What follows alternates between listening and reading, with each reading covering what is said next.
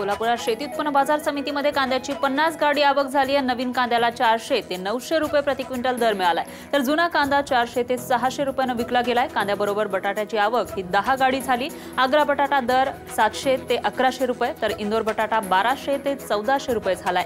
त्यातच लसणाची 1 गाडी आवक झाली असून दर 1500 ते 3000 प्रति क्विंटल एवढा आहे।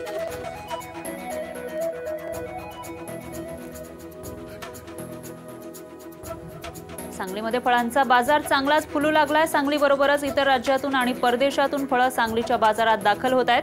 चवीनं पौष्टिक फळ खाणाऱ्या सांगलीकरांची संख्या ही वाढू लागल्यानं सांगलीचा फळांचा बाजार नावारूपाला येऊ लागलाय। संत्र्याची 28,560 किलो आवक झाली आहे, तर संत्र्याला प्रति 10 किलोला 150 ते 500 रुपये दर मिळतोय। 100 रुपयांनी दरामध्ये वाढ झाली आहे।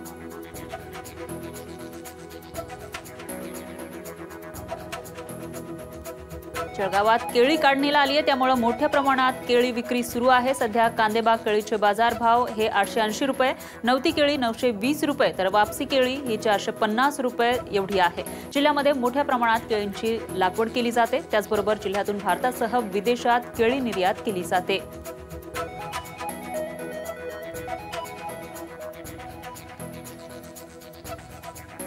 सांगलीच्या विष्णू अन्न फळ मार्केटमध्ये अननस फळाची 3 टन आवक झाली। अननस हा मुख्यतः केरळमधून येत असतो। गेल्या महिन्याभरामध्ये मोठ्या प्रमाणात अननसाची आवक झालेली आहे आणि दर 100 रुपयांनी वाढलाय। त्याचबरोबर या आठवड्यामध्ये दरात अननसाची चांगलीच आवक झाल्याचं दिसून आलंय।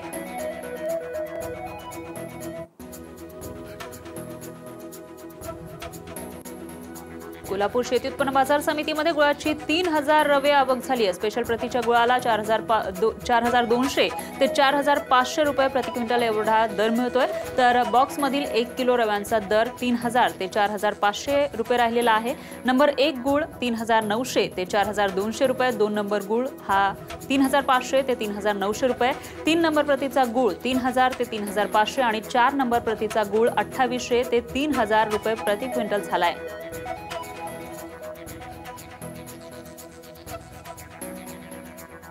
सांगली जिल्ह्यातील बेदाण्याला 3 वर्षांपूर्वी जीआय मानांकन मिळालंय। जीआय मानांकन घेतल्यानंतर त्याचा नेमका फायदा काय होणार याची उत्सुकता सर्वांनाच होती। नुकताच दिल्ली येथील प्रदर्शनामध्ये सांगलीतील जीआय मानांकनाचा बेदाणा विक्रीसाठी ठेवला होता, तेव्हा केवळ मानांकन आणि दर्जा पाहून 250 रुपये किलोचा बेदाणा चक्क 1000 रुपये किलोला विकला गेलाय। ग्राहकांनी हा बेदाणा फक्त जीआय मानांकनाचा क्वालिटी टॅग पाहून खरेदी केला।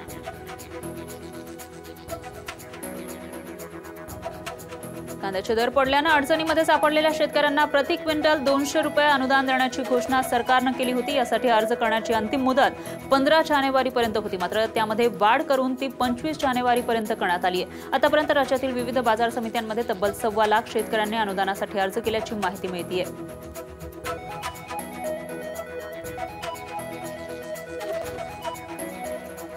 तातडीनं सेवा कर नोटिसा रद्द करा, अन्यथा भाजपचे राष्ट्रीय अध्यक्ष अमित शहांचं बंद आणि निदर्शनं करून सांगलीमध्ये स्वागत करू असा इशारा बाजार समितीमधल्या व्यापाऱ्यांनी दिलाय।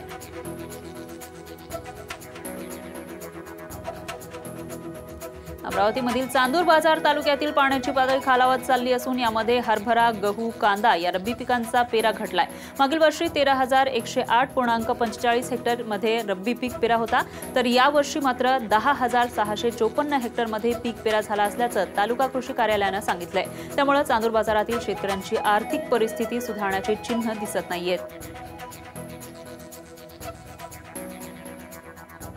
अकोट आणि तेल्हारा तालुक्यातील हिवरखेड, शहापूर, पणज, वाघोडा परिसरातील पिकांवर थंडीमुळे करपा रोगाचा प्रादुर्भाव झाल्यानं केळी उत्पादक शेतकरी संकटात सापडलाय। लाखो रुपये खर्च करून रात्रंदिवस मेहनत घेऊन केळी पिकाची मशागत केली जाते, मात्र यामुळे केळीचे पीक वाचवण्यासाठी शेतकरी वर्ग धडपड करतायत। या रोगाच्या संदर्भात कृषी विभागानं शेतकऱ्यांना मार्गदर्शन करण्याची मागणी शेतकऱ्यांनी केली आहे।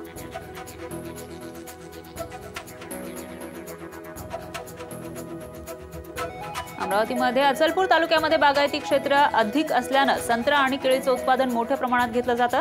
तालुक्यामध्ये 400 हेक्टरपेक्षा अधिक क्षेत्रामध्ये केळीच्या बागा असून मागील महिन्यामध्ये पारा खाली गेल्यानं याचा परिणाम केळीच्या पिकांवर झालाय।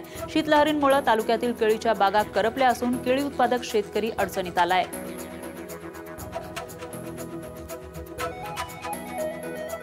सरकारनं दुष्काळ जाहीर करून 2 महिन्यांचा कालावधी उलटल्यानंतरही बीडमधल्या दुष्काळग्रस्त शेतकऱ्यांना सरकारी मदतीपोटी छदामही मिळालेला नाहीये। मुख्यमंत्र्यांनी दुष्काळाच्या पार्श्वभूमीवर अनेकदा आढावा बैठका घेतल्या, केंद्राच्या पथकाकडून दुष्काळाची दाहकताही जाणून घेतली, मात्र शेतकऱ्यांच्या हातात 1 रुपयाही पडलेला नाही। दुष्काळाच्या पार्श्वभूमीवर ठोस उपाययोजना कागदावरच राहिल्यानं शेतकऱ्यांनी संताप व्यक्त केलाय।